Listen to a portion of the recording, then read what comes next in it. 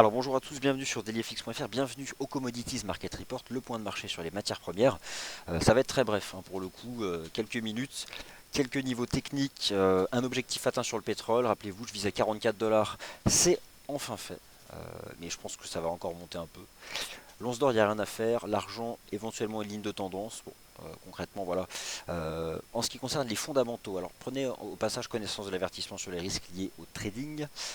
En ce qui concerne les fondamentaux, il y a eu des déclarations hier, mais comme d'habitude, de l'Arabie Saoudite qui envisagerait, avec un gros A, un gros I, un gros T, de se rendre voilà, dans tous les pays membres de l'OPEP pour rediscuter éventuellement de quotas de production. Mais bon, enfin voilà, c'est des choses qu'on nous raconte depuis le début de l'année, à chaque fois, les quotas de production et les quotas de production.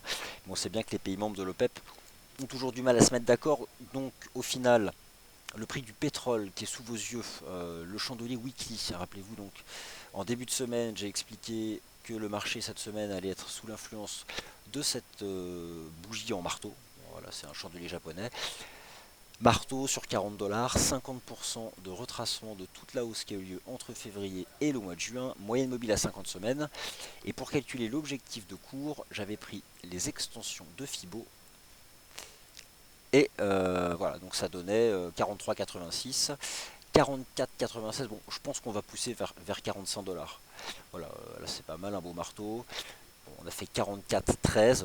Il y a un momentum positif, en plus 45 dollars, c'est la moyenne mobile à 20 semaines, donc je vois cette trendline, voilà. Donc on est toujours dans ce scénario de reprise. Ça n'a pas été facile quand même cette semaine sur le pétrole, ça a été sacrément volatile, mais au final, on est dans la direction qui a été initiée donc en milieu de semaine dernière. Idem pour Lucas Oil, ici donc la bougie japonaise en marteau de la semaine dernière, les extensions de Fibo et des targets, probablement davantage, voilà, 47 dollars sur Lucas Oil, sont des objectifs pour les prochaines heures, voire séances.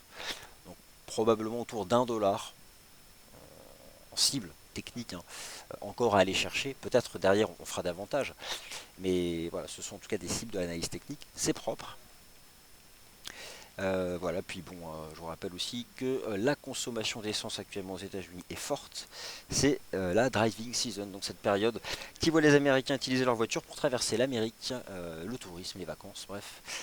C'est favorable donc à la consommation d'essence. D'ailleurs pour ça qu'il y avait eu un déstockage des stocks d'essence ces dernières semaines aux États-Unis. Donc en tout cas c'est toujours aussi le prix du pétrole. Ça a permis d'ailleurs encore à Wall Street de faire des nouveaux records. Je vais en parler dans le morning meeting. Les marchés actions US incroyablement haussiers. Et ça ce sont des choses que nous avons défendues dans nos émissions. L'or, il n'y a rien à faire sur le gold, strictement rien à faire sur le gold. C'est un range. Petit à petit, un triangle se dessine. On est en plein milieu. C'est 1310, 1370. Alors là, pour le coup, ça, il n'y a vraiment rien à faire. C'est plus directionnel, c'est passager. On reviendra sur du directionnel. Et moi, pour éventuellement une stratégie d'achat sur le gold, je vais surveiller ici donc cette ligne chartiste. Voilà, qui peut finalement définir la partie basse d'un triangle symétrique. C'est d'ailleurs probablement ce que ce marché va faire. Regardez la mise à plat des moyennes mobiles H4, bon, voilà, c'est un range. Et là, dans l'immédiat, le marché semble avoir pris la direction 1329. Simplement pour le pétrole, j'oubliais, cet après-midi, il y a enfin le retour de statistiques américaines. Les ventes au détail, ok, mais surtout la confiance du consommateur américain. Le consommateur américain, c'est les trois quarts du PIB US. Le consommateur américain, c'est la consommation d'essence aux États-Unis. Et ça, c'est important. Donc, on peut envisager que l'estimation préliminaire de la confiance du consommateur américain en juillet, selon l'université du Michigan, donc à 16 heures, aura un impact sur le prix du pétrole, surtout si cette confiance est solide. Ça pourrait permettre justement d'atteindre ces objectifs que le marché peut encore aller chercher sur le pétrole, et notamment donc les 44,50 voire 45 dollars sur l'US Oil. Alors, l'or, il n'y a rien à faire. À partir du moment où on voit l'or en plein milieu d'un range, il est difficile d'envisager autre chose sur l'argent. Alors le range est beaucoup plus propre sur le XAG USD. C'est un rectangle 19, 20, 20, 60. Alors on a cette ligne de tendance. Voilà. Ok, c'est une ligne chartiste, mais elle a déjà agi en réalité vers le 8 août. Je pense pas qu'elle va durer très longtemps. Je n'envisage pas une impulsion, mais plutôt le marché devrait la traverser et petit à petit se dessiner donc ce type de range ici sur le XAG USD. Qu'est-ce qui fera un jour que les métaux précieux vont repartir en avant. Alors déjà, il faut qu'ils reviennent sur support. Il y a deux choses. D'une part, tôt ou tard, les indices boursiers vont retracer. Donc ça soutiendra les métaux précieux, notamment Wall Street, fera des pullbacks, ou même le GR30, tôt ou tard, il fera bien un pullback sur ses 10 500 qu'il a cassé à la hausse cette semaine. Et surtout, donc, le dollar US. Alors c'est vrai que la récente statistique américaine ont plutôt renforcé la probabilité d'action de la Fed. Voilà, c'est presque 50% pour une seconde hausse de taux en décembre. Alors ça, ce sont des choses qui ne favorisent pas réellement les métaux précieux. Mais voilà, on sait très bien que la Réserve fédérale trouvera toujours un prétexte pour ne pas relever ses taux à court terme. Et d'ailleurs, le dollar US est complètement sans tendance, donc il commence lui aussi à ne pas forcément réagir comme il le faisait auparavant aux solides statistiques américaines. Regardez l'excellent rapport NFP de vendredi dernier. Le dollar il s'est pas envolé, il a monté, certes le jour J, mais derrière il n'y a rien eu. Ça a été une hausse sans lendemain, il n'y a pas de tendance. Gaz naturel a donné un signal de vente, je vous en avais parlé le 9 août en sortant par le bas de ce triangle. Lorsqu'on sort par le bas d'une pattern, la première cible c'est la base. Donc c'était les 2,53, c'est fait. Donc objectif atteint et je pense que ça n'a pas fini de baisser. Sort par le bas de ce triangle, on a ici cette ligne de tendance chartiste, le RSI, le prix baisse. Bon, aucune raison d'acheter ce marché. Je pense que dans l'immédiat, on devrait rapidement aller chercher les 2,48 $. C'est ce niveau horizontal. Mais à terme, je pense qu'on va revenir petit à petit au contact de cette ligne de tendance. Un point, deux points, une ligne de tendance existe. Et c'est le troisième point moi, qui m'intéresse. C'est le principe du premier test. C'est là où généralement on a une plus forte probabilité que la ligne de tendance fonctionne. Donc pour l'instant, il n'y a rien à faire. Et le cuivre, alors là pour le coup le cuivre c'est l'éternel range depuis mars 2016, très différent d'ailleurs des métaux précieux. Malgré tout, depuis le début du mois de janvier, c'est un marché qui a quand même progressé. Les métaux de manière générale se sont repris, mais surtout les métaux précieux. Au passage d'ailleurs il y a eu un rapport du Conseil mondial de l'or qui expliquait donc qu'il y avait une augmentation assez importante ces derniers mois de la demande physique d'or.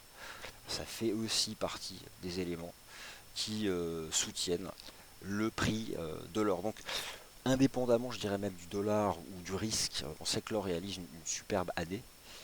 Peut-être aussi pour des fondamentaux qui le concernent directement, plus la partie gestion, voilà, c'est un actif de diversification. Donc bon, on marque le pas entre 1310 et 1370, on va rester en range, mais autant vous dire que si le marché se présente à nouveau sur du 1310, en fait dans le bas du range, là clairement il y aura une opportunité de se placer. Si vous regardez d'ailleurs le CFD-X à USD en données hebdomadaires, bon, c'est vraiment un range parfait que le marché construit. Le temps d'ailleurs de laisser aux moyennes mobiles weekly de remonter et surtout au RSI weekly de revenir se dégonfler sur le niveau des 50. Donc le temps n'est pas encore venu de racheter l'or. Mais on surveille ça tous les jours et dès qu'on aura un bon support, on vous reproposera une stratégie. Donc pour l'instant, ce n'est pas le cas. Donc je dirais qu'au fond, là où il y a actuellement du directionnel depuis la semaine dernière, c'est sur le pétrole. 44 $, c'était mon objectif, ça a été fait. On a fait 44,13. On peut probablement remonter davantage. 44,50, 45 $. Voilà, ce sont des extensions de Fibonacci de l'amplitude du marteau, donc cette bougie japonaise que le marché a construit la semaine dernière sur 40 $.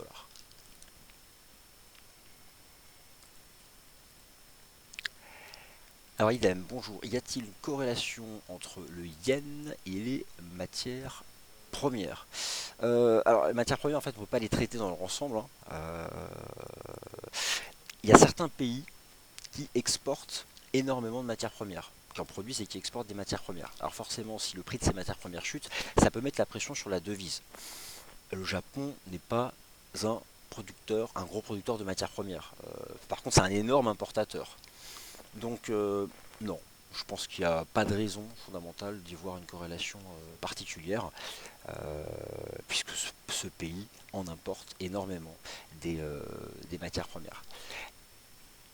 En fait, il n'y aura pas de conséquences sur la direction du yen. Par contre, certain que si le prix des matières premières augmente, bon bah voilà, ça va renchérir le coût des importations pour le Japon, ça peut déséquilibrer la balance commerciale, et de ce fait-là, éventuellement, finir par agir sur la devise. Mais voilà, il y a plusieurs, c'est une chaîne en fait, donc c'est pas direct, c'est pas une corrélation comme on peut avoir une corrélation entre deux actifs financiers. Voilà, bah écoutez, ça fait 11 minutes pour le point matière première. On a dit l'essentiel. Éventuellement cet après-midi, un impact de la confiance du consommateur US. Surtout cet été, un gros consommateur d'essence. D'où d'ailleurs le déstockage des stocks d'essence aux États-Unis depuis 3 semaines. Objectif 44,50, 45 dollars pour un incrément. Merci à tous, on se retrouve à 11 heures pour le morning meeting. On commencera par les indices boursiers, un gros point sur les indices boursiers. Enfin, on arrive à la clôture weekly. Ce soir, on aura des grosses informations de moyen terme pour les indices boursiers et ça promet d'être intéressant. A tout de suite sur DailyFX, 11 heures ici. Merci.